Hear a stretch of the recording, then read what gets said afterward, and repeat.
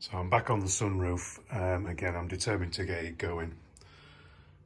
So I've managed to get out one of these pieces without breaking it. The other one's broken. Just drilled out a couple of rivets that go on here, and then that allows this piece to slide backwards and forwards.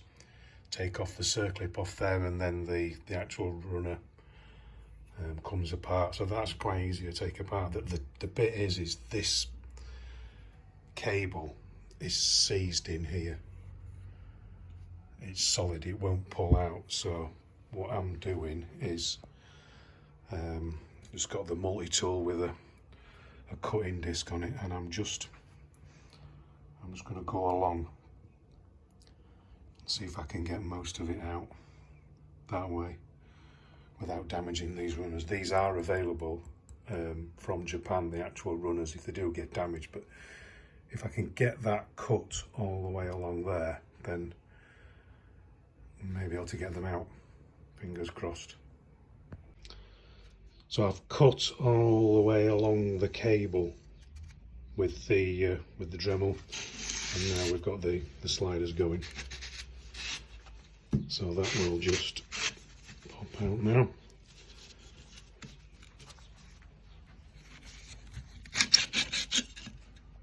There we go. And we just need to get some new cable, which is available because it's old Lucas wiper motor cable. So I should be able to get a piece of that, put some new crimps on the end, and then do them. Just got the other one to do now.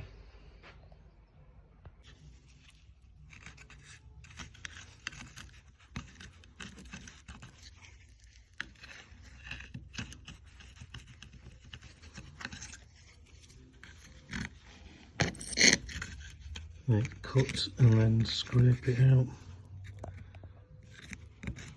Obviously try not to damage the aluminium. I'm getting there. Now I've got the cables out after cutting along here. The sliders move freely now.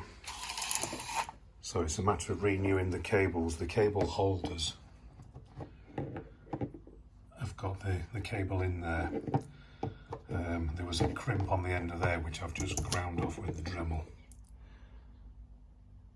So now we need to get the cable in. I did get some, this is the Mazda cable, I did get some Land Rover wiper motor cables, like I said before, but these are about 4mm wide, but they were 5mm and they just wouldn't fit inside these tubes. So the recommendations to use are from a Mercedes E-Class. So they have a connector on, but it's a different type of connector, but the cable is the same, they reckon. But I don't know if we can see, but it's slightly thicker. So the Mazda's about 4mm, this is about 4.5mm. Put it inside the tubes and it does run freely. This particular tube, it won't come out, so you can buy this brass tube in 9/32 of an inch. And if you actually use the cable, you can put that inside it and you can get a decent bend on it. So that is a replacement for that. It just needs chopping off, and there's a little flare on the end, you can see it. So I'll just use the brake pipe flaring tool on the end of there, and then that should make those up. And then you measure it to length, you cut this off, wind a bit of the springy material back, and then that leaves you the inner. And so that's got a crimp on it there, and then the end, come on, focus. The end will just have a piece on and a crimp on it, and then that should go on to the slider and allow it to go up and down. I broke off these tiny little plastic ends as well, which are for the wind deflector that pops up. I don't know if you can actually see,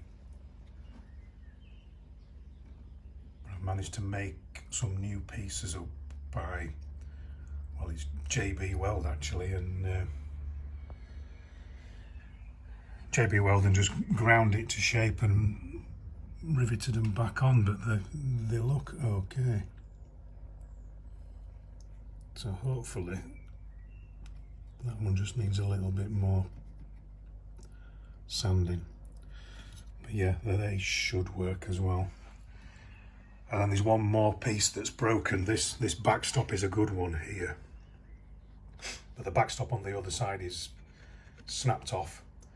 But I don't think it's actually got any strength in it. It's just a backstop, so I might be able to just rivet it or just JB weld it onto here to stop the thing sliding back off the end.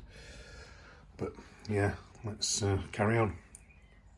So this is the repair on the broken, whatever that bit's called there. The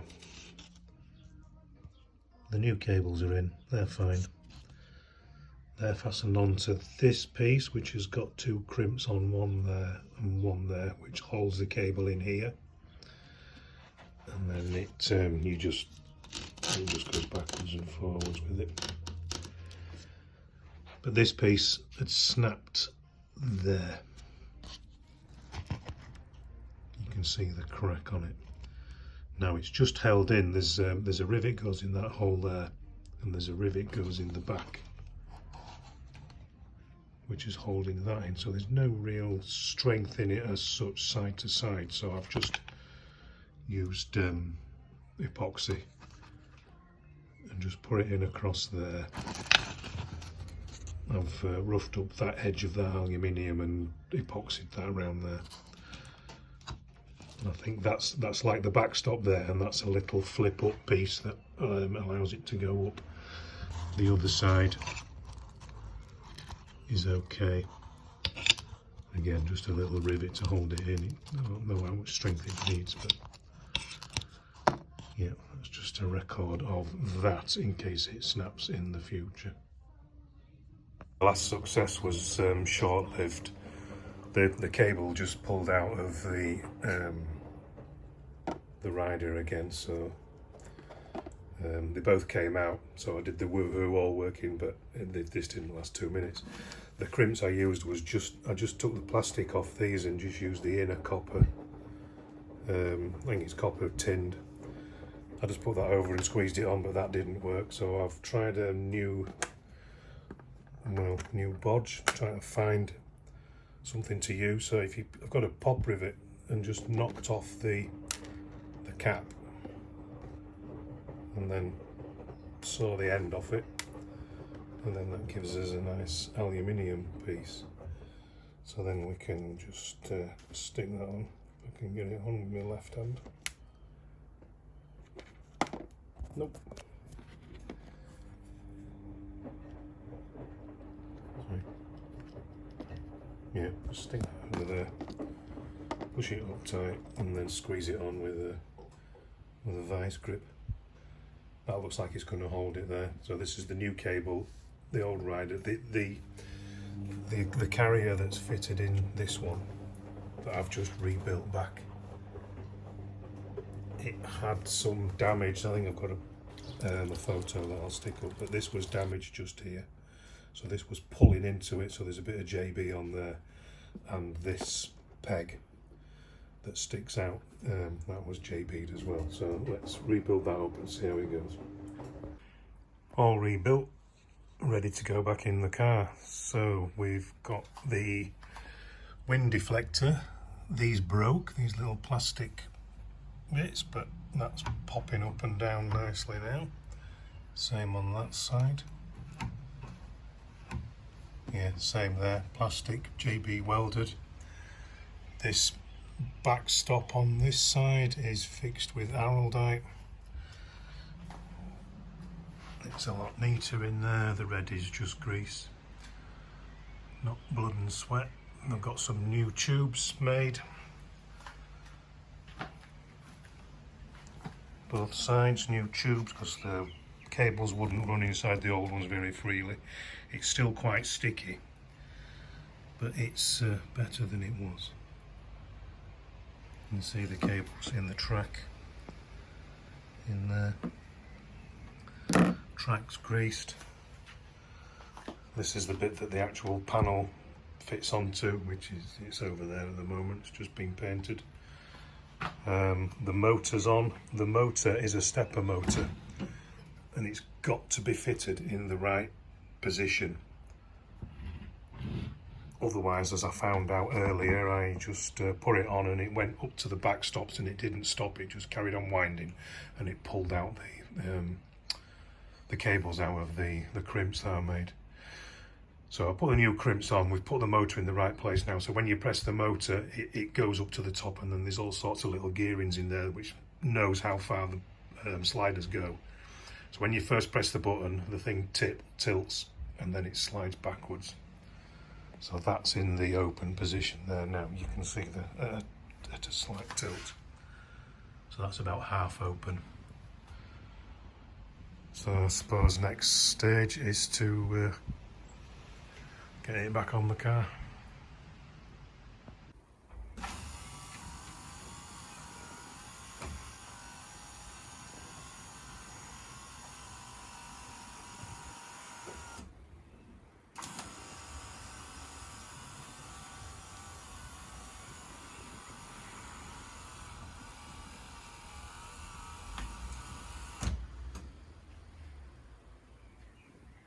Check this out, sunroof installed.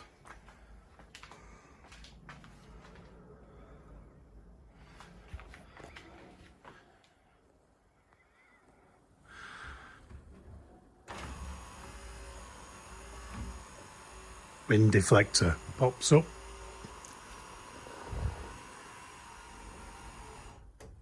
To the backstop.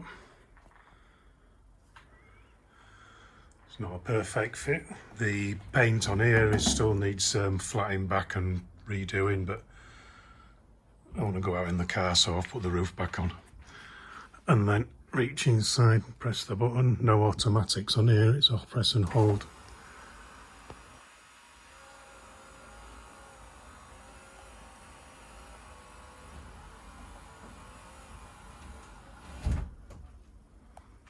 Now the inside trim on needs putting back still, but the cabling's up, the motor's in. The windscreen is cracked, nice.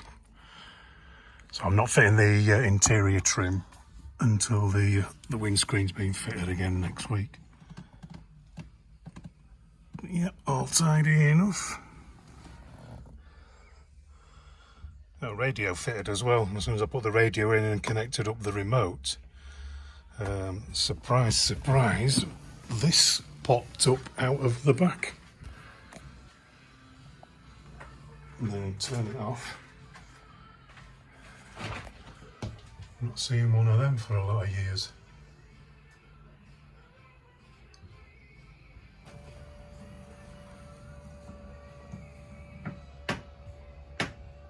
There it goes.